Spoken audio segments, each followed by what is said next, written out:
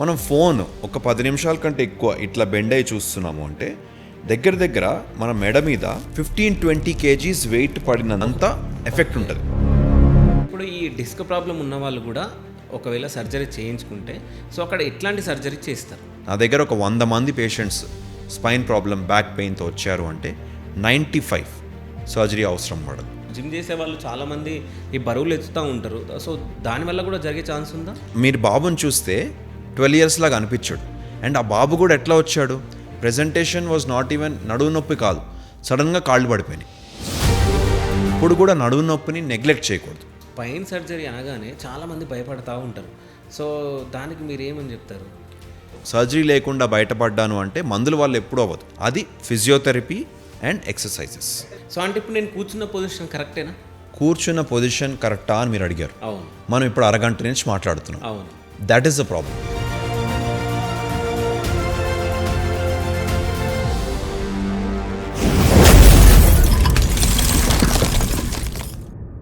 Hi, welcome to Shiva studios. నేను మీ శివ చౌదరి. ఈ మధ్య చాలా స్పైన్ ప్రాబ్లమ్స్ ఎక్కువ అవుతూ ఉన్నాయి, కేసెస్ కూడా ఎక్కువ వస్తూ ఉన్నాయి. సో వాటిపైన మాట్లాడడానికి మనతో పాటు డాక్టర్ రవీష్ సుంకర గారు ఉన్నారు. నమస్తే సార్.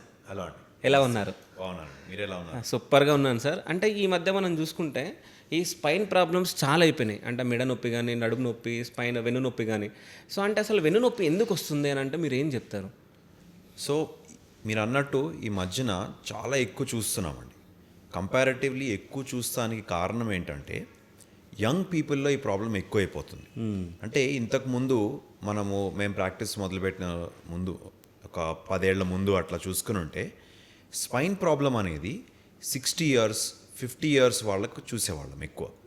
ఈ మధ్యకాలంలో మనం చూసినట్టయితే 20 years, కొన్నిసార్లు అయితే మరీ 15 ఏళ్ళు 16 ఏళ్ల పిల్లలు కూడా వచ్చేసి నడుము నొప్పి వస్తాను సార్, మెడ నొప్పి వస్తుంది అని వస్తున్నారు. ద మెయిన్ రీజన్ ఇది ఎందుకు ఎక్కువ అయిపోతుంది అంటానికి వీళ్ళందరిలో కామన్ వచ్చేసి ఎక్సెసివ్ ఫోన్ యూసేజ్. ఫోన్స్ పట్టుకుని కంటిన్యూస్గా ఒక స్టిఫ్ పొజిషన్లో కూర్చుని ఉంటారు.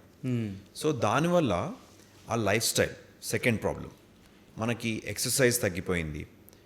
ఒకప్పుడు ఎట్లా ఉండేది అంటే యంగ్ పీపుల్ ఏదో ఒకటి 16-15 years సాయంత్రం అయితే కిందకి వెళ్ళి ఆడుకోవడము, ఏదో ఒక స్పోర్ట్ యాక్టివిటీ, ప్రొఫెషనల్ స్పోర్ట్ కాకపోయినా కానీ ఒక క్యాజువల్ స్పోర్ట్ లాగా క్రికెట్ ఆడుకోవడమో ఏదో చేసేవారు.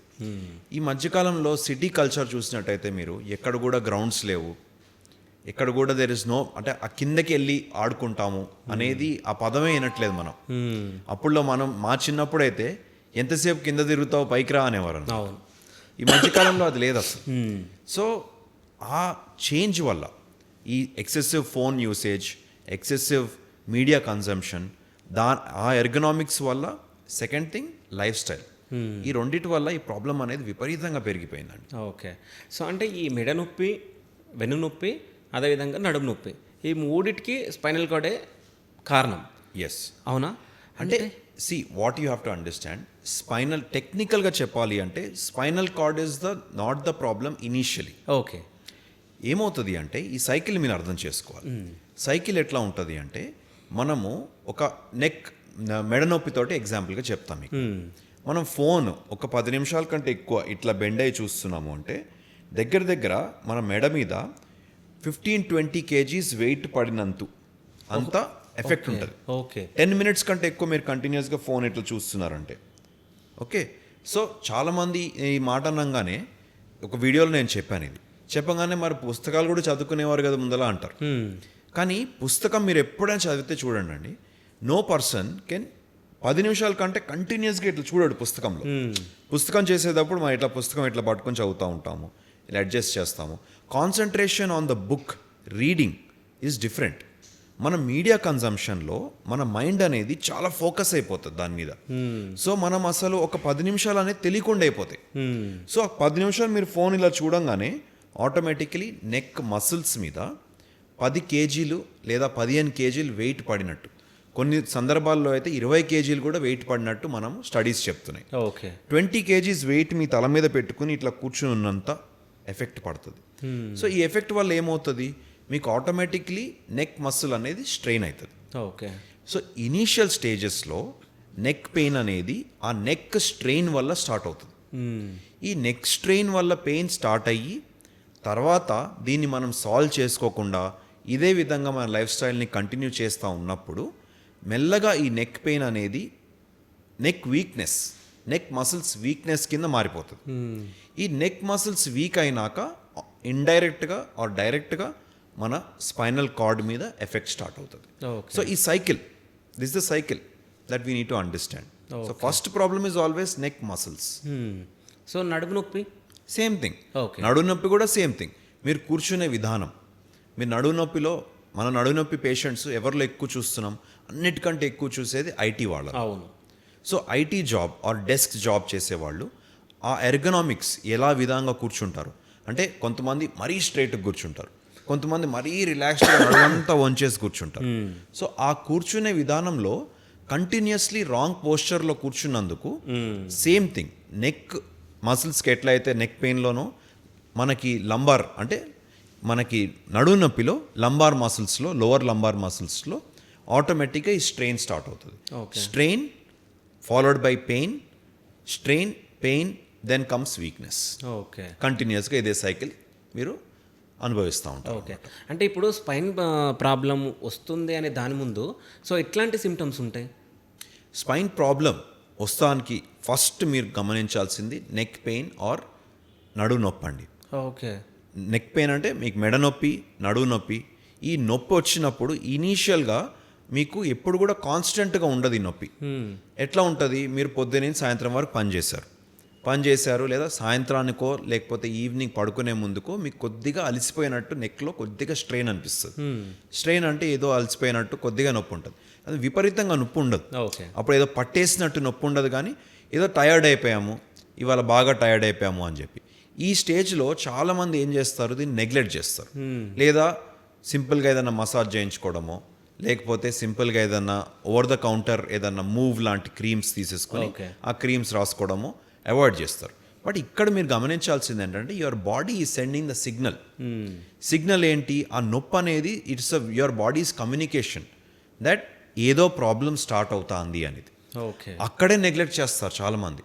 అక్కడ నెగ్లెక్ట్ చేసి మెల్లగా దాన్ని అవాయిడ్ చేసుకుంటూ మీకు నొప్పి ఒక వారానికి ఒకసారి రావచ్చు, మళ్ళీ ఒక వారం 10 రోజులు లేదా నెల రోజులు ఉండకపోవచ్చు. అలా దాని తర్వాత మెల్లగా ఫ్రీక్వెన్సీ పెరుగుతుంది.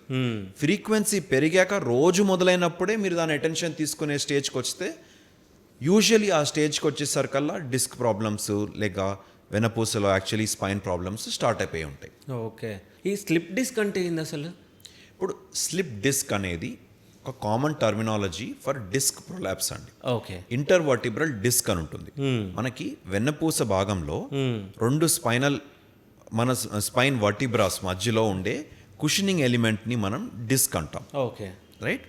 ఈ డిస్క్ అనేది ఏదన్నా కారణం వల్ల బల్జ్ స్టార్ట్ అయితే అది యూజువల్గా మనం ఈ మధ్యన కామన్గా చూసేది స్ట్రెయిన్, నేను చెప్పిన మసిల్ వీక్నెస్ వల్ల, కాన్స్టెంట్ వీక్నెస్ వల్ల ఈ మసిల్స్ అనేవి ఆ స్పైనల్ కార్డ్కి బేసికలీ ఆ వర్టిబ్రాస్కి సపోర్ట్ తగ్గిపోయి దాని మీద డిస్క్ మీద ప్రెషర్ పడుతుంది. ఓకే. సో ఎలా అయితే ఒక బండికి షాక్ అబ్జార్బర్స్ ఉంటాయి, రైట్. ఇప్పుడు ఒక బండికి షాక్ అబ్జార్బర్ అనేది ఏం చేస్తుంది, షాక్ అబ్జార్బర్ని తీసుకుంటుంది. ఇప్పుడు ఈ షాక్ అబ్జార్బర్కి ఒక కెపాసిటీ ఉంటుంది. ఒక బైక్ అనుకోండి, సింపుల్ బైక్, ఒక 100 kg మనుషులు ఇద్దరు కూర్చునే అంత షాక్ అబ్జార్బింగ్ కెపాసిటీ ఉంటుంది. దాని మీద మీరు 400 kg వేస్తే ఏమవుతుంది, ప్రెషర్ పెరిగిపోతుంది కదా. అలాగే డిస్క్ మీద కూడా ప్రెషర్ హ్యాండ్లింగ్ కెపాసిటీ, ఆ వర్టిబ్రల్ బాడీస్ మధ్యలో ఉండే డిస్క్కి ప్రెషర్ హ్యాండ్లింగ్ కెపాసిటీ ఉంటుంది దానికి. ఓకే. ఆ కెపాసిటీకి మినహాయించి దాని మీద ప్రెషర్ పడుతుంది అనుకోండి, అంటే మసిల్స్ వీక్ అయిపోయి మసిల్ సపోర్ట్ తగ్గిపోయి దాని మీద ప్రెషర్ మనం మామూలుగానే ఏం పని చేసినా కానీ దాని మీద ప్రెషర్ పెరిగిపోతుంది.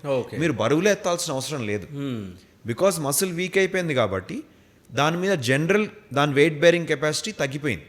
ఓకే. ఆ స్ట్రక్చర్ తగ్గిపోయింది కాబట్టి దాని మీద ప్రెషర్ స్టార్ట్ అయిపోతుంది. అంటే ఇప్పుడు మజిల్ వీక్ అయిపోయినప్పుడు మనం నిల్చున్నప్పుడు కూడా అది డిస్క్ మీద ప్రెషర్ పెరిగిపోతుంది. ఓకే. మీరు కాన్స్టెంట్గా కూర్చుని ఉంటే ఆ ఇంట్రా డిస్కల్ ప్రెషర్, డిస్క్లో ఉండే ప్రెషర్ పెరిగిపోతుంది. ఓకే. సో రకరకాల కారణాల వల్ల ఈ డిస్క్లో ప్రెషర్ పెరిగిపోయి ఆ డిస్క్ ఒక బయట పొర, న్యూక్లియస్ పల్పోసిస్ అనేది లోపల ఉంటుంది, యాన్యులస్ అనేది బయట ఉంటుంది, బయట పొర లాంటిది. ఓకే. ఆ పొర అనేది మెల్లగా చిరిగిపోయి ఆ లోపల ఉండే గుజ్జు అనేది బయటికి వచ్చేస్తే దాన్ని మనం స్లిప్ డిస్క్ అంటాం. ఓకే.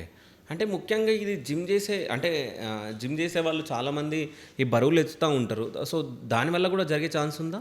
దానివల్ల జరిగే ఛాన్స్ ఉంది. ఓకే. బట్ దానికి ఫస్ట్ థింగ్ మీరు అర్థం చేసుకోవాల్సింది ఏంటంటే రాంగ్ పోస్చర్లో వెయిట్స్ లేపితేనే. ఓకే. జిమ్ చేసే వాళ్ళల్లో వెయిట్స్ ఎత్తే వాళ్ళల్లో అందరిలో వస్తుంది అనేది అపోహ. కొంతమందిలో రావచ్చు. ఎవరైతే రాంగ్ పోస్చర్లో చేస్తారు లేదా సడన్గా వెయిట్ ఎత్తేస్తారు. యాక్చువల్గా చెప్పాలంటే మీరు రెగ్యులర్గా జిమ్కి వెళ్ళి రెగ్యులర్గా మసిల్ స్ట్రెంథనింగ్ చేసుకున్నారనుకోండి, ఇది వచ్చే అవకాశం తగ్గుతుంది. ఓకే. కానీ మీరు రెగ్యులర్గా వెళ్ళకుండా సడన్గా వెళ్ళిపోయి ఒక రాంగ్ పోస్చర్లో ఎక్కువ వెయిట్ ఎత్తేసారనుకోండి, ఈగో లిఫ్టింగ్ అంటాం. ఓకే. సడన్గా ఈగో లిఫ్టింగ్కి వెళ్ళారనుకోండి, తప్పకుండా ఇంట్రాడిస్కల్ ప్రెషర్ అనేది ఒక్కటేసారి సడన్గా పెరిగిపోతుంది. ఓకే. సో వీళ్ళల్లో slip disc acute slip disc okay. అంటే మిగతా వాళ్ళలో ఈ జిమ్ గోయర్స్ కాకుండా రెగ్యులర్ పాపులేషన్లో మనము ఎవరైతే ఐటీ జాబ్స్ వీళ్ళు చేస్తారో వాళ్ళలో మెల్లమెల్లగా డిస్క్ బయటకు వస్తుంది. ఓకే. కానీ స్పోర్ట్స్ ఆర్ లేకపోతే ఇట్లాంటి హెవీ వెయిట్ లిఫ్టర్స్లో సడన్గా డిస్క్ బయటకు వచ్చే అవకాశం ఉంటుంది. అక్యూట్ స్లిప్ డిస్క్ అయ్యే అవకాశం ఎక్కువ ఉంటుంది వీళ్ళలో. అంటే డిస్క్ స్లిప్ అయిన వాళ్ళకి సర్జరీ అవసరం అంటారా, లేకుంటే మందులు వాడితే సరిపోద్దా? సో డిస్క్ స్లిప్ అయిన వాళ్ళకి మనం రెగ్యులర్గా చూసినట్టయితే అండి ఓకే. 90% మందికి సర్జరీ అవసరం లేదు. ఓకే. ఆల్మోస్ట్ 90% ఎందుకు అంటామంటే ఈ స్లిప్ డిస్క్ అనేది వేరియస్ స్టేజెస్లో ఉంటుంది.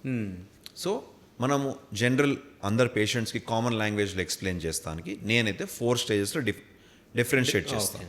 4 స్టేజెస్ ఏంటి? First stage normal disc. ఇక్కడ ఏమంత ఇబ్బంది ఉండదు. రెగ్యులర్ బయట పొర బాగానే ఉంటుంది, లోపల గుజ్జు బాగానే ఉంటుంది. తర్వాత సెకండ్ స్టేజ్ అనేది మనము దీన్ని డీజనరేషన్ అంటాం. ఈ డీజనరేషన్లో ఏమవుతుంది అంటే బయట పొర బాగానే ఉంటుంది, కానీ లోపల ఉండే గుజ్జులో వాటర్ కంటెంట్ తగ్గడం మొదలు పెడుతుంది. ఓకే. సో అది డ్రై అయిపోతుందని. తర్వాత నెక్స్ట్ స్టేజ్ వచ్చేసి మనకి ప్రొలాప్స్ అంటే మెల్లగా బయట పొర చిరిగిపోయి లోపల ఉన్న గుజ్జు అనేది బయటికి వస్తే మొదలు పెడుతుంది. ఓకే. ఈ స్టేజ్ నుంచి నరం మీద ఒత్తిడి ఉంటుంది.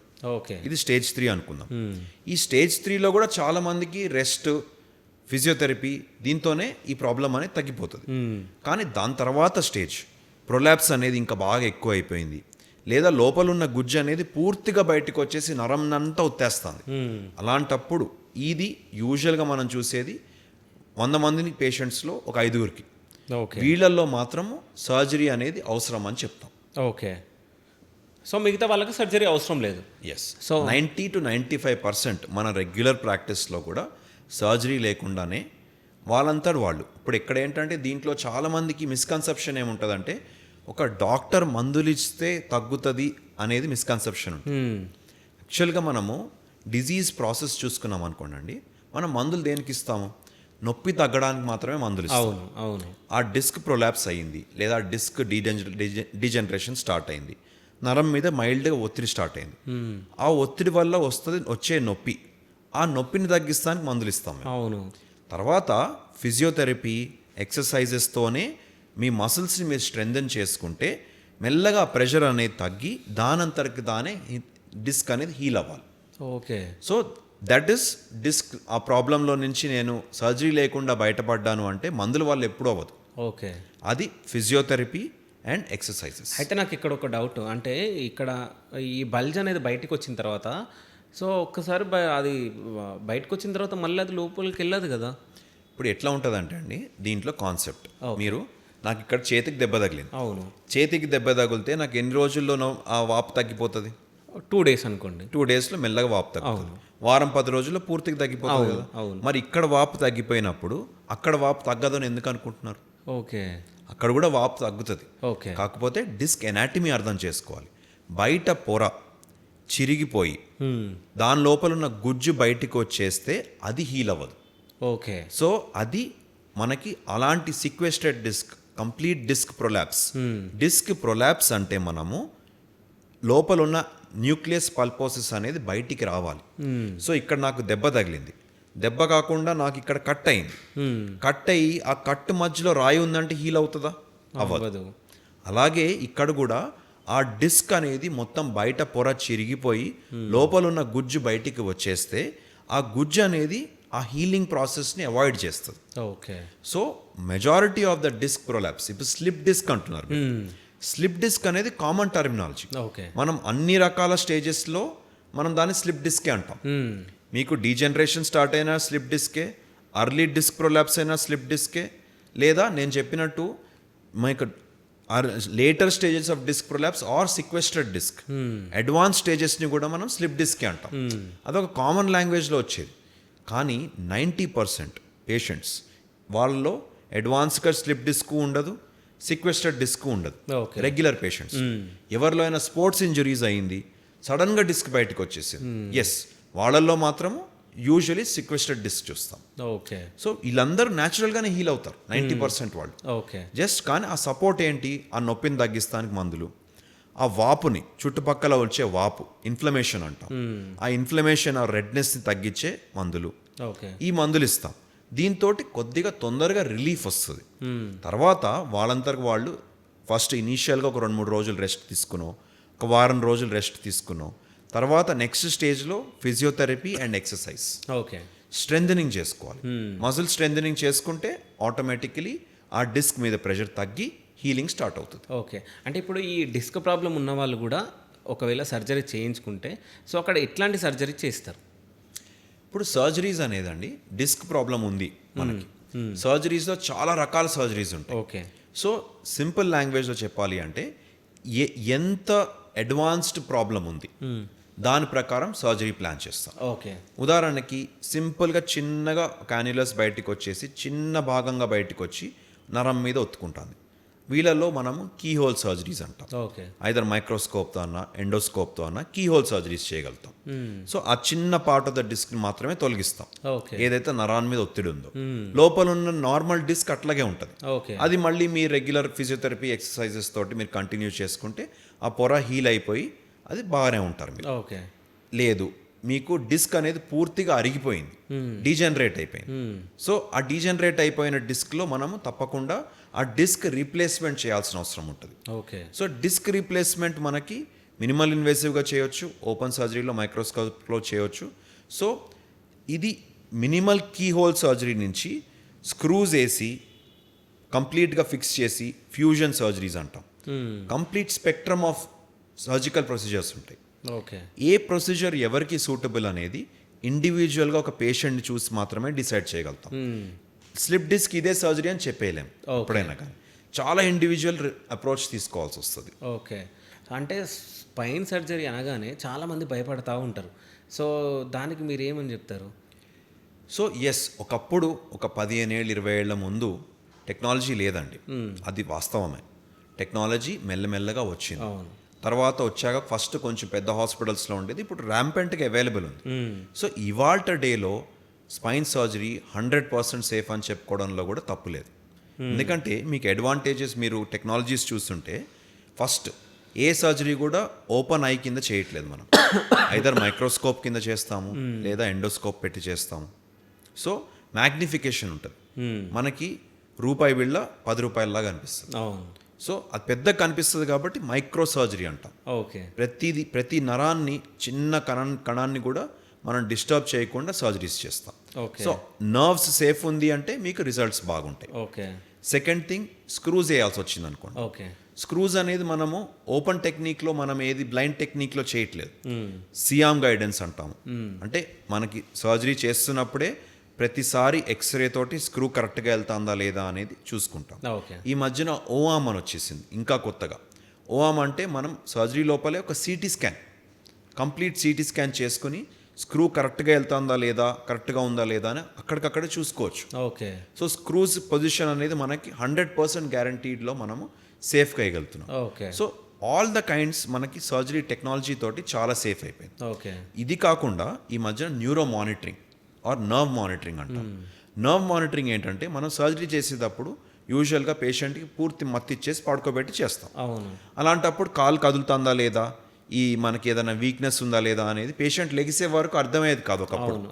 ఇప్పుడు ఈ న్యూరో ఫిజియాలజీ వాళ్ళు వచ్చేసి స్పెషల్ టీం వచ్చి ఈ నర్వ్ మానిటరింగ్ అనేది పెట్టుకుని అసలు ఆ మసిల్ ఫంక్షన్ కరెక్ట్గా ఉందా లేదా, ఎలాంటి వీక్నెస్ రావట్లేదు కదా అని చెప్పి కంప్లీట్ ఒక గ్రాఫ్ లాగా చూసుకుని మనం ఏమాత్రం ఒక మిల్లీమీటర్ ప్రెసిషన్లో నరాన్ని ఏమైనా డిస్టర్బ్ చేస్తూ ఉంటే అక్కడ పెద్ద అలారం అవుతుంది.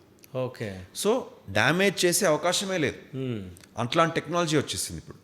సో 100% సేఫ్ అయిపోయింది అనేది అంటాం కూడా తప్పులేదు. Yes, spine surgery, trauma patients, accident అయింది, మొత్తం వెన్నపూస విరిగిపోయింది. సో అలాంటి వాళ్ళు ఆల్రెడీ వీక్నెస్తో వచ్చారు మన దగ్గరికి. లేదా కొన్నిసార్లు స్పైన్ స్ట్రోక్ అంటాం.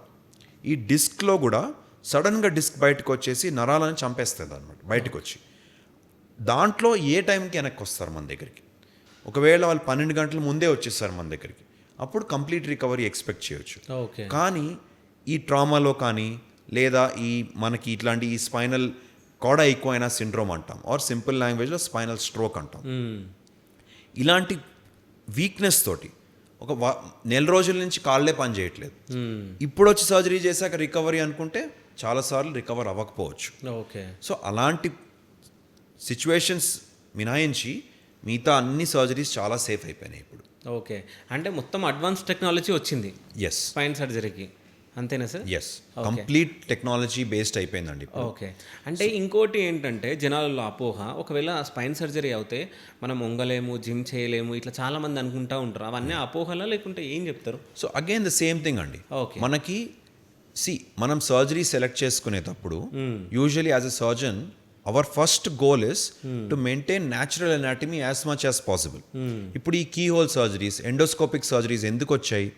చిన్న ప్రాబ్లంకి చిన్న ఇన్సిషన్ తోటి ఆ మసిల్ని ఎక్కువ డిస్టర్బ్ చేయకుండా ఓన్లీ ఆ చిన్న డిస్క్ని మాత్రమే తీసేసి రెగ్యులర్ అనాటమీ నార్మల్ ఉంచాలి. సో మీరు కంప్లీట్ నార్మల్ లైఫ్కి మీరు ముందు ఎలా ఉన్నారో, మీరు ఏం చేసుకుంటున్నారో, ముందు రెగ్యులర్ యాక్టివిటీస్, జిమ్కి వెళ్తున్నారు, ఎలా చేస్తున్నారు, ఏది డిస్టర్బ్ అవ్వద్దు అనే దాని మీద ఆ ప్రిన్సిపల్ మీద తయారు చేసిన సర్జరీనే minimal invasive surgery or keyhole surgeries.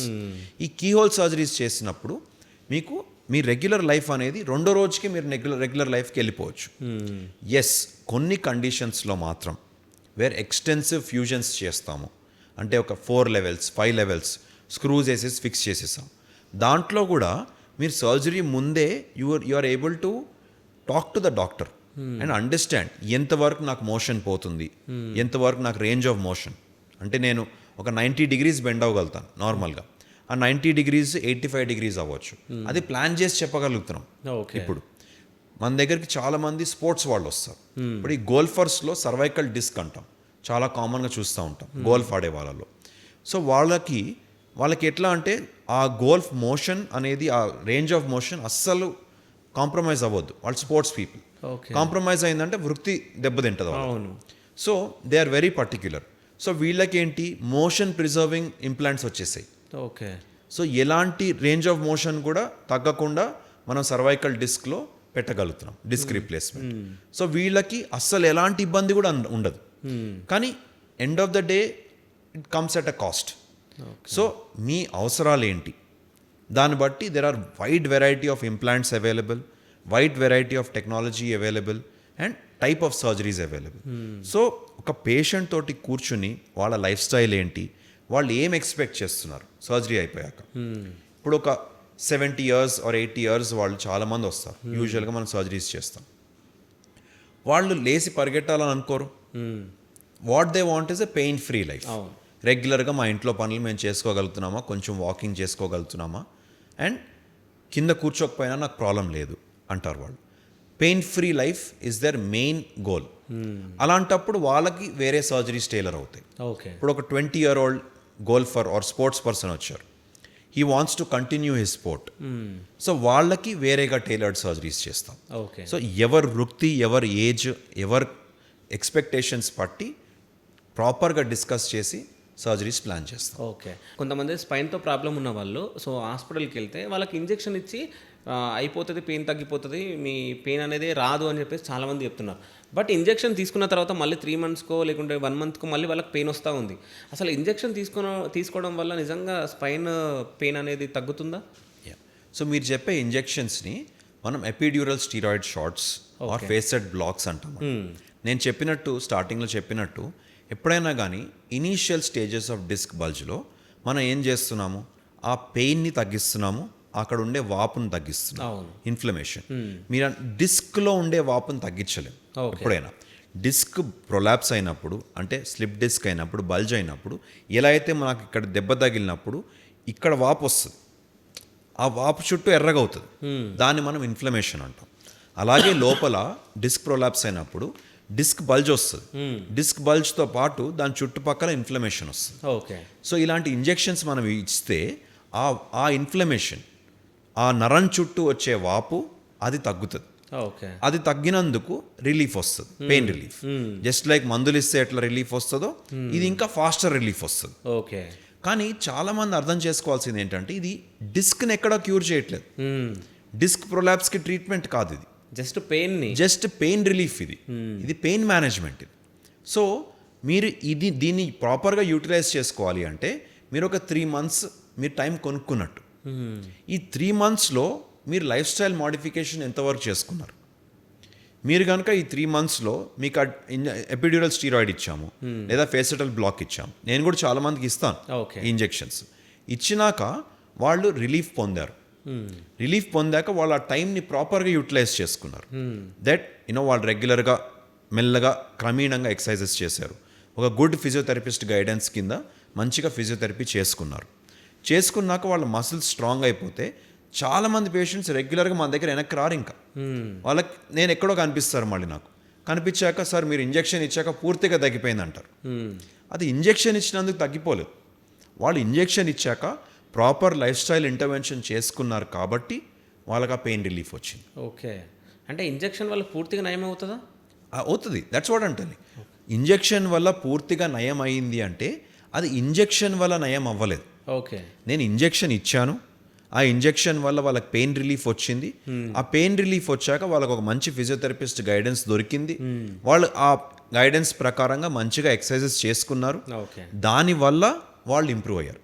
So it is their hard work or it is their dedication that he's made them heal. Okay. But not just the injection has helped, అదొక్కటే కాదు కానీ. Okay. So ఇంకోటి sir, అంటే ఈ మధ్య చిన్నపిల్లల్లో చాలామందికి ఈ వెన్నునొప్పి అనేది బాగా పెరిగింది, మెడ నొప్పి, వెన్నునొప్పి, నడుము నొప్పి.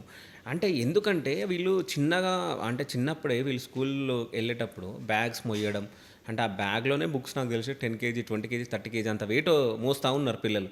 ఇట్లాంటి పిల్లలకు ఎట్లా ఎఫెక్ట్ అవుతుంది ఇది? బ్యాగులు మోయడం అనేది చాలా సంవత్సరాల నుంచి ఉందండి, ఇప్పుడనే కాదు. ఇన్ఫ్యాక్ట్ చెప్పాలి అంటే ఈ మధ్యన తగ్గినాయి అనుకుంటా నేను, బ్యాగ్ వెయిట్స్ స్కూల్స్లో ఇవన్నిట్లో కొద్దిగా తగ్గినాయి అన్నట్టే నాకు అనిపిస్తుంది. ఎందుకంటే మేము చిన్నప్పుడు మా బ్యాగ్స్లో ఎన్ని టెక్స్ట్ బుక్స్ అని ఉండేవి, ఈ మధ్యన చాలా స్కూల్స్లో వీళ్ళు ల్యాప్టాప్స్కి వెళ్ళిపోతున్నారు ఆర్ ఐప్యాడ్స్కి వెళ్ళిపోతున్నారు. సో ఎంతో కొంత వెయిట్ తగ్గిందనే మనం చెప్పుకోవాలి. కానీ దీనికంటే ఇంపార్టెంట్ ఏంటంటే పిల్లల్లోనే ఈ మీడియా ఎడిక్షన్, ఫోన్స్ ఎక్కువ చూస్తాము, సెడెంటరీ లైఫ్ స్టైల్, ఎక్కువ వాళ్ళు అసలు స్పోర్ట్స్ యాక్టివిటీస్లో పార్టిసిపేట్ చేయట్లేదు. అండ్ స్పోర్ట్స్ యాక్టివిటీస్ అనేది మీరు వారానికి ఒకసారి చేస్తే సరిపోదు, రెగ్యులర్గా are you participating in some sport and రోజు మీ లైఫ్ స్టైల్లో మీరు యాక్టివ్గా ఉంటున్నారు. సో రోజు యాక్టివ్గా ఉన్నారనుకోండి పిల్లలు, దెన్ ఇలాంటి ప్రాబ్లమ్స్ వచ్చే అవకాశం తగ్గుతుంది. Yes, lifting heavy bags on a daily basis problem ఇస్తుంది, కాదనట్లేదు దానికి. కానీ అదొక్కటే ప్రాబ్లం కాదు. నా ప్రకారం అయితే మేజర్ ప్రాబ్లం అయితే పిల్లల్లో ఉండే లైఫ్ స్టైల్. అసలు ఇంటికి రాగానే బ్యాగులు పడేసి ఫస్ట్ టీవీ ముందు కూర్చుంటారు, ఫోన్ల ముందు కూర్చుంటారు. సో ఆ యాక్టివిటీ తగ్గిపోయినందుకు ఇబ్బందులు వస్తున్నాయి. ఒకప్పుడు మీరు నమ్మరండి, ఒకప్పుడు 10 ఏళ్ల ముందు ఒక పిల్లవాడిని కూడా చూడలేదు స్పైన్ ప్రాబ్లంతో. యూజువలీ మనం పిల్లల్లో చూసే స్పైన్ ప్రాబ్లమ్స్ స్కోలియోసిస్ అంటాం, అది జెనెటిక్ ప్రాబ్లం. నడుము అనేది వంకర అయిపోయి దానికి ట్రీట్మెంట్స్ రెగ్యులర్గానే ఎప్పటి నుంచో చేసేవాళ్ళం, స్కోలియోసిస్. కానీ ఈ మధ్యకాలంలో స్కోలియోసిస్ లేకుండా కూడా నెక్ పెయిన్స్, నడుము నొప్పులు అనేది 10 years 12 years పిల్లల్లో కూడా రెగ్యులర్గా చూస్తున్నాం. So it is a very surprising and alarming problem. So మనం గుర్తించాల్సింది ఏంటంటే ఫిజికల్ యాక్టివిటీ అనేది మనం పెంచుకోవాలి. స్కోలియోసిస్ మనం బోల్డ్ అని చేస్తాం సర్జరీస్, అది కూడా అందరు గుర్తుపెట్టుకోవాలి. పిల్లల్లో రెగ్యులర్గా మనం చెక్ చేసుకోవాలి, స్పైన్ స్ట్రైట్ ఉందా లేదా, ఏదన్నా వంకర అయిపోతుందా అనేది చూసుకోవాలి. చాలామందికి స్కోలియోసిస్ అనే ప్రాబ్లం తెలియదు పేరెంట్స్కి, స్పైన్ అనేది వంకర అయిపోతుంది. సో ఆ స్పైన్ వంకర అయిపోతే నరాలు డ్యామేజ్ అయ్యే అవకాశం ఉంటుంది. సో ఇది కూడా తెలుసుకుని వాళ్ళు ఏదన్నా ఉంది అంటే డాక్టర్ని సంప్రదిస్తాం చాలా అవసరం. కానీ నెక్ ప్రాబ్లమ్స్, మీకు రెగ్యులర్గా నెక్ పెయిన్ లేదా నడుము నొప్పి ఉంది, ఇలాంటి స్కోలియోసిస్ ఏమీ లేదు అంటే దెన్ మీ చైల్డ్ లైఫ్ స్టైల్ ఒకటి చాలా దెబ్బతింది అని మీరు అర్థం చేసుకుని ఇంటర్వ్యూన్ అవ్వడం చాలా అవసరం. సో అంటే మీరు అంటే ఆశ్చర్యపోయిన పేషెంట్స్ ఎవరన్నా ఉన్నారా అంటే ఈ స్పైన్ దాంట్లో? ఉన్నారండి. Okay. రీసెంట్గా నేను జస్ట్ ఒక 10 days బ్యాక్ 12-year-old చైల్డ్కి స్లిప్ డిస్క్ ప్రాబ్లంతో సర్జరీ చేశాను. 12 years. 12 years. ఓకే. మీరు బాబుని చూస్తే 12 years లాగా అనిపించడు. సెడెంటరీ లైఫ్ స్టైల్, ఎక్కువ తింటాం, హెవీ వెయిట్, ఆల్రెడీ లవ్ అయిపోయి. అది పేరెంట్స్ మన ఏదైనా జెనెటిక్ అనుకుంటే అట్లా కూడా కాదు. జెనెటిక్ వాళ్ళ పేరెంట్స్ నార్మల్గానే ఉన్నారు, regular built only. But Babu unfortunately it is the life style. Junk ఫుడ్కి అలవాటు అయిపోయి బాగా రెగ్యులర్గా ఈ యాక్టివిటీస్కి అలవాటు అయిపోయి ఏమంటే సోషల్ మీడియా ఎక్కువ చూస్తాము.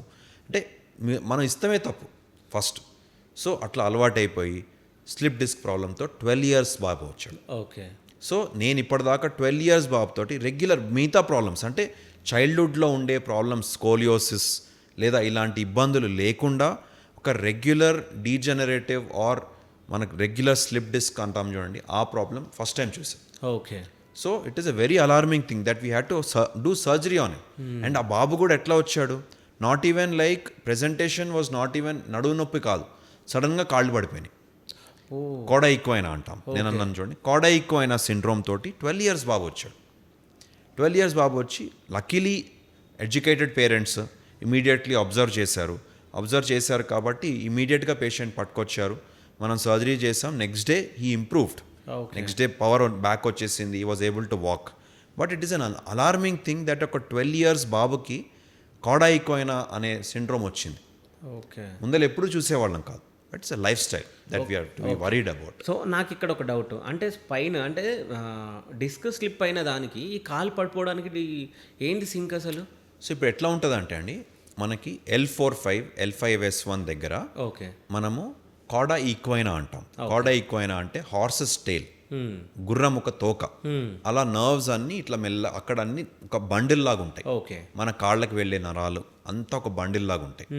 ఈ ఏరియాస్లో కనుక సడన్గా L4-5 L5S1 అనేది డిస్క్ సడన్గా బయటకు వచ్చే అవకాశం చాలా ఉంటుంది. ఓకే. ఎందుకంటే కర్వేచర్ ఆఫ్ స్పైన్ అట్లా ఉంటుంది. మనం స్పైన్ ఎర్గనామిక్స్ ఆర్ మనకి ఆ సజెటల్ లోడ్ అనేది స్పైన్లో న్యాచురల్గా ఎట్లా ఉంటుంది అంటే ఈ 2 లెవెల్స్లో డిస్క్ సడన్గా బయటకు వచ్చే అవకాశం ఉంటుంది. Okay. Yes, definitely underlying weakness ఉంటుంది, లేదా సడన్గా ఏదైనా వైలెంట్ ఇంజురీ అని అవ్వచ్చు. ఇలాంటప్పుడు సడన్గా ఈ డిస్క్ అనేది బయటకు వచ్చేస్తే, ఈ పల్పోసిస్ జెల్ లాగా బయటకు వచ్చేస్తే ఈ నరాలన్నిటినీ ఒత్తిడి పెట్టేస్తుంది. ఈ ఒత్తిడి పెట్టేసినప్పుడు సడన్ ఒత్తిడి వల్ల ఆ నరాలన్నీ ఆఫ్ అయిపోతాయి. ఓకే. సో ఇలాంటప్పుడు ఏంటంటే మనకి అన్ఫార్చునేట్లీ గోల్డెన్ పీరియడ్ మాత్రమే ఉంటుంది. ఈ గోల్డెన్ విండో పీరియడ్ ఏంటంటే 12 to maximum 24 hours. ఈ 24 hoursలో కనుక ఆ ప్రెషర్ మనం తీయలేదనుకోండి, రిలీవ్ చేయలేదు, ఆ డిస్క్ తీసేసి ఈ naraలు అనేది డీజనరేట్ అయిపోయి చనిపోతాయి. ఓకే. సో అలాంటప్పుడు ఆ పవర్ అనేది వెనక్కి రాకపోవచ్చు. So it's a emergency. Cauda equina స్పైన్లో కూడా ఇలా అవ్వచ్చు అని చాలా తక్కువ మందికి అవగాహన ఉంటుంది. ఓకే. మనం అందరం స్పైన్ డిస్క్ని చాలా చిన్న ప్రాబ్లం అనుకుంటాం. ఓకే. కానీ there are problems which can become very serious. So ఎప్పుడు కూడా నడుము నొప్పిని నెగ్లెక్ట్ చేయకూడదు. ఓకే. అలాగే ఈ సడన్గా పిచ్చిగా వెయిట్స్ ఎత్తేయడము, ఈగో లిఫ్టింగ్ చేయడము, ఇవన్నీ చేయకూడదు. ఓకే. అంటే ఎగ్జాంపుల్ అంటే మీరు అన్నారు కదా సార్, అంటే నడుము నొప్పిని మీరు నెగ్లెక్ట్ చేయొద్దని. అంటే నాకు అప్పుడప్పుడు నడుము నొప్పి వస్తుంది, అంటే ఏం ప్రాబ్లం అయి ఉంటుంది మరి? అప్పుడప్పుడు నడుము నొప్పి వస్తుంది మీకు, ఇలాంటి కాళ్ళలోకి ఎప్పుడు కూడా రేడియేటింగ్ పెయిన్ అంటాం, కాళ్ళల్లోకి ఒక షాక్ లాంటి పెయిన్, షయాటికా, అలాంటి ప్రాబ్లం లేదు, కాళ్ళల్లో తిమ్మిర్లు లేవు, it's okay. But you have to understand that me body మీకు ఒక సిగ్నల్ ఇస్తాం. ఓకే. సో ఆ సిగ్నల్ని మీరు ఎట్లా తీసుకుంటారు? నడుము నొప్పి వస్తుంది అంటే you have to understand that నేను లైఫ్ స్టైల్ ఇంటర్వెన్షన్ చేసుకోవాలి. ఓకే. ఆ నడుము నొప్పి ఈ వయసులో రావడం మంచిది కాదు అని చెప్పి మీరు either you have to strengthen your muscle or reduce your activity, ideally do both. Okay. మీరు కూర్చునే విధానం మార్చుకోవాలి, కొంచెం తక్కువ పని చేసుకోవాలి, కొంచెం ఎక్కువ ఎక్సర్సైజ్ చేసుకోవాలి. Okay. So one life, so you have to take care of your body. Okay. అంటే నాకు నడుము నొప్పి ఎప్పుడు వస్తుంది అంటే మార్నింగ్ లేచేటప్పుడు వచ్చింది అనుకోండి నడుము నొప్పి, యూజువలీ మనము దాన్ని వేరేగా చూస్తామండి. అంటే దెన్ యూజువల్ మార్నింగ్ లేసేటప్పుడు నడుము నొప్పి వస్తే సింపుల్ కారణం వచ్చేసి మీ స్లీపింగ్ విధానం కరెక్ట్గా లేదన్నట్టు, ఓకే. మీరు పడుకునే విధానం. సో పడుకునే విధానం కరెక్ట్గా లేకపోవడం నెంబర్ 1 కారణం. ఓకే. నెంబర్ 2, మీకు యూజువలీ బాడీ స్టిఫ్ అయిపోతాను బికాస్ ల్యాక్ ఆఫ్ మూవ్మెంట్. మీకు ఇలా మార్నింగ్ లేసేటప్పుడు నడుము నొప్పి వస్తుందంటే సింపుల్గా ఒక 10 రోజులు ఈవినింగ్ టైంలో యోగా ట్రై చేయండి, ఓకే. ఈ నడుము నొప్పి తగ్గిపోతుంది. ఎందుకంటే మూమెంట్ లేదు. ఈ మూమెంట్ లేనందుకు మీ నిద్రలోకి వెళ్ళేటప్పుడు మసిల్స్ అనేవి స్టిఫ్ అయిపోతున్నాయి. ఆ స్టిఫ్ అయిపోయినందుకు మీకు ఈ నడుము నొప్పి అనేది పొద్దున్నే లేవగానే ఎక్కువ వస్తుంది. ఓకే. సో పడుకునే విధానం మార్చుకోవాలి. Then second thing, you have to improve your mobility. Okay. At least evening టైంలో మొబిలిటీ పెంచుకోవాలి. సో ఇంతకుముందు మాట్లాడుతూ నేను అడిగినప్పుడు సయాటికా అని చెప్పేసి మీరు అనడం జరిగింది. Yes. సయాటికా అంటే షయాటికా అంటే షయాటికా డిఫరెంట్గా అంటాము. ఓకే. అన్ని pronunciations it's a noun. Okay. So షయాటికా problem అనేది, షయాటిక్ నర్వ్ అనేది ఒక మేజర్ నర్వ్. మన నడుముని భాగం నుంచి వెనక కింద కాలు వరకు వెళ్తుంది. సో ఇది ఒక పెద్ద నర్వ్. దీని మీద కనుక ఒత్తిడి పడితే ఒక షాక్ లాంటి పెయిన్, కాళ్ళల్లోకి ఒక షాక్ లాంటి పెయిన్ వస్తుంది మనకి. ఈ షాక్ లాంటి పెయిన్ వచ్చేదాన్ని మనము షయాటికా అంటాం. ఓకే. దీనికి ఈ షయాటికా రావడానికి one of the most common problem వచ్చేసి slip disc or disc problem, lumbar disc problem. Lumbar disc ప్రాబ్లంలో మనం ఈ షయాటికా ప్రాబ్లం అనేది చాలా కామన్గా చూస్తూ ఉంటాం. ఓకే. అంటే చాలామంది డాక్టర్లు అసలు సర్జరీ అవసరం లేకపోయినా, సో నడుము నొప్పి అని, మెడ నొప్పి అని, వెన్ను నొప్పి అని చెప్పేసి వెళ్తే సో స్పైన్ సర్జరీ చేయాల్సిందే అని చెప్పేసి, అంటే అవసరం లేకపోయినా చాలామంది డాక్టర్లు సర్జరీలు చేస్తూ ఉన్నారు అన్నట్టు బయట టాక్ వినిపిస్తుంది. అంటే దీనిపైన మీరు ఎట్లా స్పందిస్తారు? సో ఇప్పుడు దీంట్లో ఏంటంటే అండి, క్వాలిఫైడ్ డాక్టర్స్ ఎస్పెషలీ మీరు చూడాల్సింది స్పైన్ సర్జరీ చేసేవాళ్ళు ఎవరు. యూజువలీ క్వాలిఫైడ్ డాక్టర్స్ అంటే ఇద్దరు ఫీల్డ్సే స్పైన్ సర్జరీస్ చేస్తారు. Number 1 neuro surgeons, number 2 qualified orthopaedic spine surgeons. వీళ్ళు కనుక క్వాలిఫైడ్ డాక్టర్స్ ఉంటే యూజువల్గా అయితే అన్నెసెసరీగా ప్రిస్క్రైబ్ చేయరు సర్జరీస్.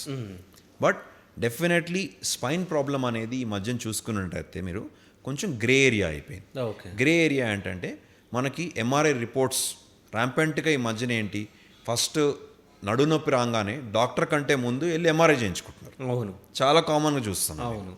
ఎంఆర్ఐ రిపోర్ట్లో వాళ్ళు L4 L5 disc, L5 S1 disc, bulge అని ఉంటుంది. ఈ బల్జ్ అని చూడంగానే ఫస్ట్ గూగుల్లో కొట్టంగానే సర్జరీ అని వచ్చేస్తుంది. సో పేషెంట్సే ముందు డాక్టర్ దగ్గరికి వెళ్ళే ముందే వాళ్ళే నాకు సర్జరీ అవసరం ఉంటుందేమో అని చెప్పి భయపడిపోయి ఫిక్స్ అయిపోయి ఉంటారు. Right? There is no quick fix. That is what we need to understand. Okay. The thumb of rule is, ఇవాళకి కూడా ఏ డాక్టర్నైనా మీరు అడగండి, క్వాలిఫైడ్ డాక్టర్, ఎథికల్ డాక్టర్, ఎవరైనా ప్రాక్టీస్లో చేసేవాళ్ళు, including my practice, what I see, నా దగ్గర ఒక 100 మంది పేషెంట్స్ స్పైన్ ప్రాబ్లం, బ్యాక్ పెయిన్తో వచ్చారు అంటే 95 సర్జరీ అవసరం పడదు. ఓకే. ఒక 5గురికే సర్జరీ అవసరం పడుతుంది. కానీ సిటీస్లో ఉండే డాక్టర్స్, ఎస్పెషలీ మా లెవెల్లో ఉండే డాక్టర్స్ ఏంటంటే ఫిల్టర్ అయ్యి వస్తారు పేషెంట్స్ మన దగ్గరికి. ఫిల్టర్ అయ్యి వస్తున్నారంటే ఒక జనరల్ ఫిజిషియన్, జనరల్ డాక్టర్ దగ్గరికి వెళ్ళి నడుము నొప్పికి ఎన్నో నెలలు, సంవత్సరాలు ట్రీట్మెంట్ అక్కడే తీసుకుంటా ఉండి ప్రాబ్లం విపరీతంగా పెరిగిపోయాక సంవత్సరాల తర్వాత మన దగ్గరికి వస్తారు.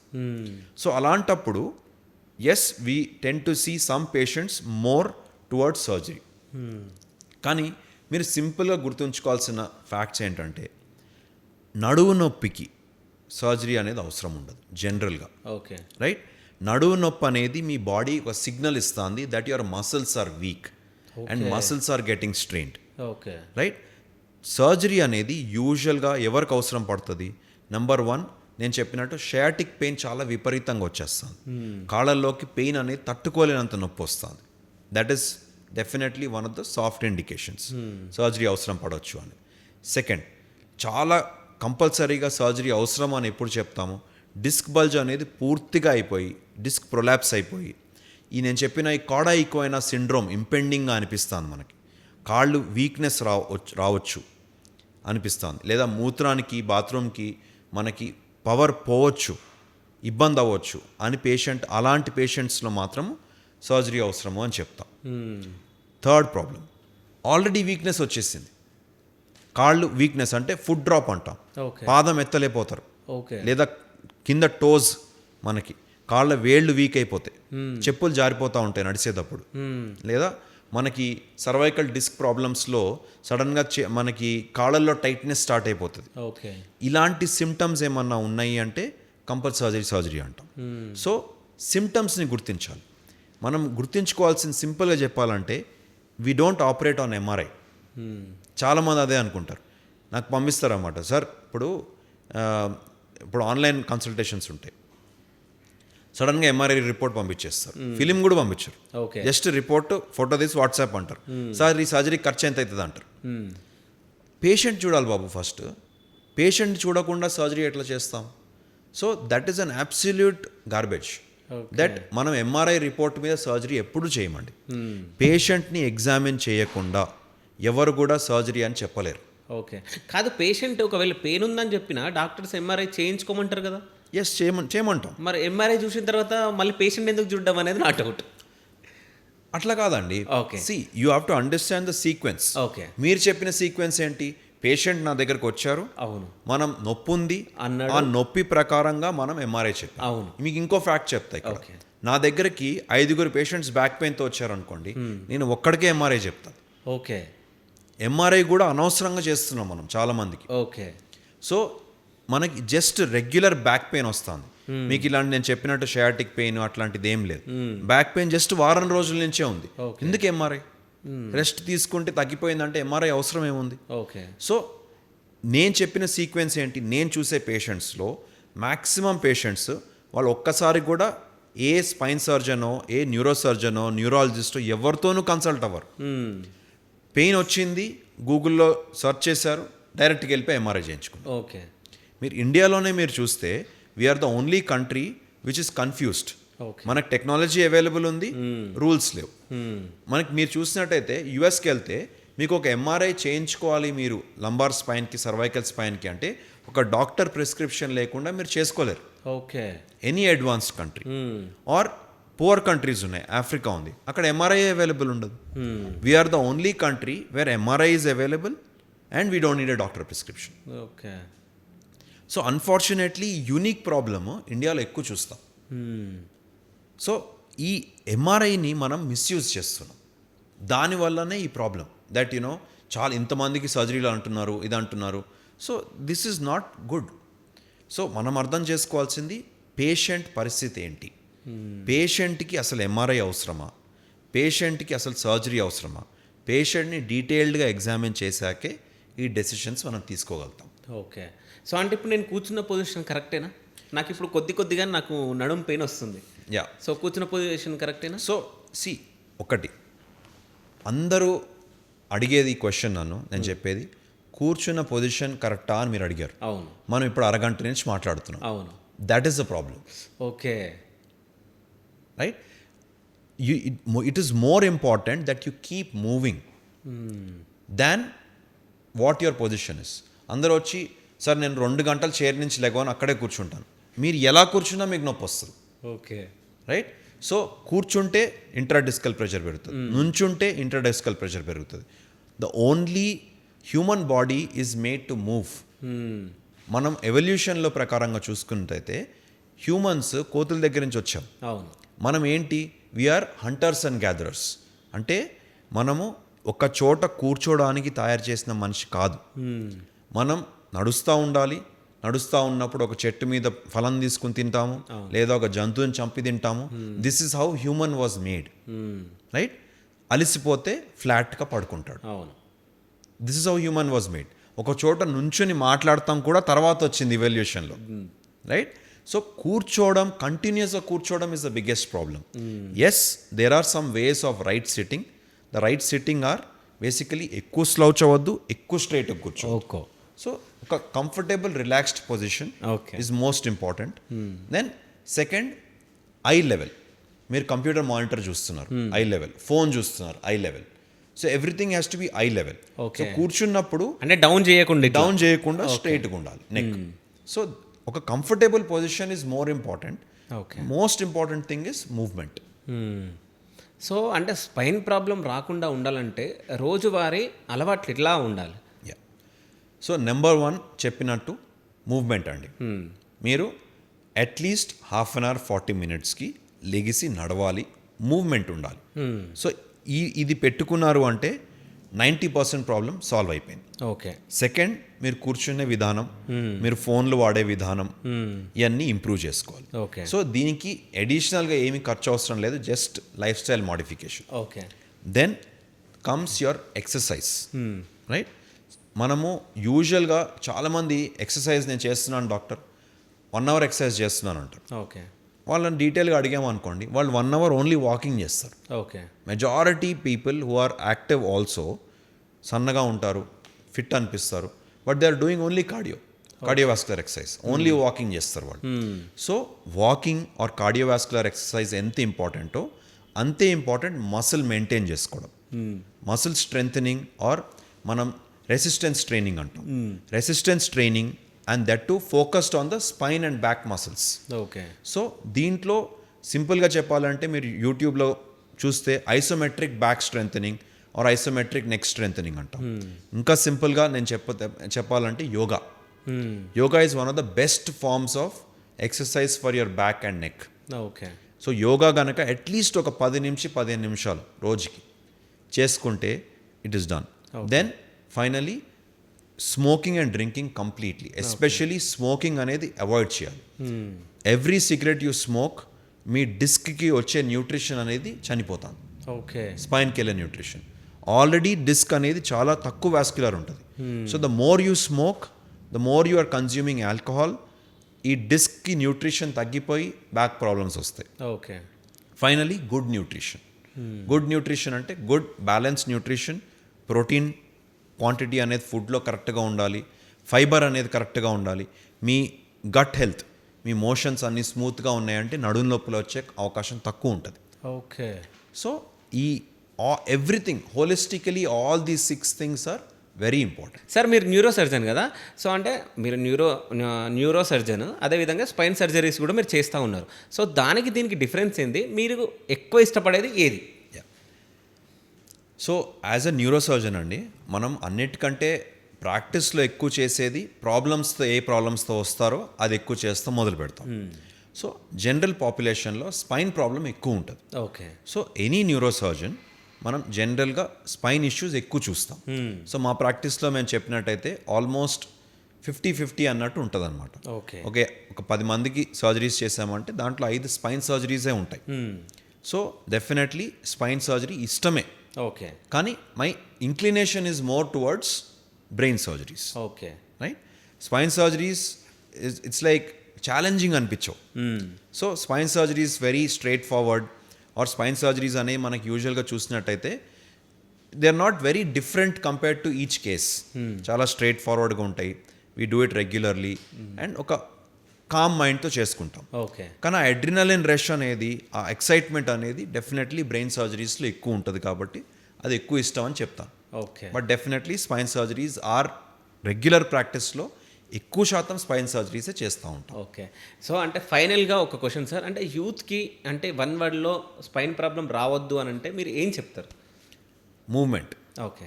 నాట్ ఈవెన్ వన్ సెంటెన్స్ కూడా 1 వర్డ్. ఓకే. మూమెంట్ ఇవ్వాలంటారు. అంతే. Okay. Keep moving. If you keep moving your spine will not have a spine problem. Okay. ఎందుకంటే మీరు చూసినట్టయితే మీరు కూడా అదే క్వశ్చన్ అడిగారు. You're sitting for half an hour, we didn't take a break, right? So movement అనేది మనము మన యాక్టివిటీస్లో ఇన్కాపరేట్ చేసుకోవాలి. ఇన్కాపరేట్ చేసుకుంటే ఆటోమేటిక్లీ మీరు యాక్చువల్లీ యాపిల్ వాచ్ చూసినట్టయితే యాపిల్ వాచ్లో one of the main metrics is మీరు లేసి మూవ్ చేస్తున్నారా లేదా, ఆర్ మూవ్ రింగ్ అంటాం. మూవ్ రింగ్ ఉంది, స్టాండ్ రింగ్ ఉంది అండ్ ఎక్సర్సైజ్ రింగ్ ఉంది యాపిల్ వాచ్లో. వాళ్ళు చేసిన మేజర్ స్టడీ కూడా అదే. మీరు ప్రతి గంటకి లెగిసి నుంచోవడం అనేది మీరు ఎంత కదులుతున్నారు, ఎంత ఎక్సర్సైజ్ చేస్తున్నారు అంతే ఇంపార్టెన్స్ ఇచ్చారు వాళ్ళు. సో యాపిల్ అంత పెద్ద కంపెనీనే దానికి అంత ఇంపార్టెన్స్ ఇచ్చింది అంటే there should be a reason, right? So movement is the main thing, simplest thing that we forget. Done. Thank you so much sir. Thank you. Welcome.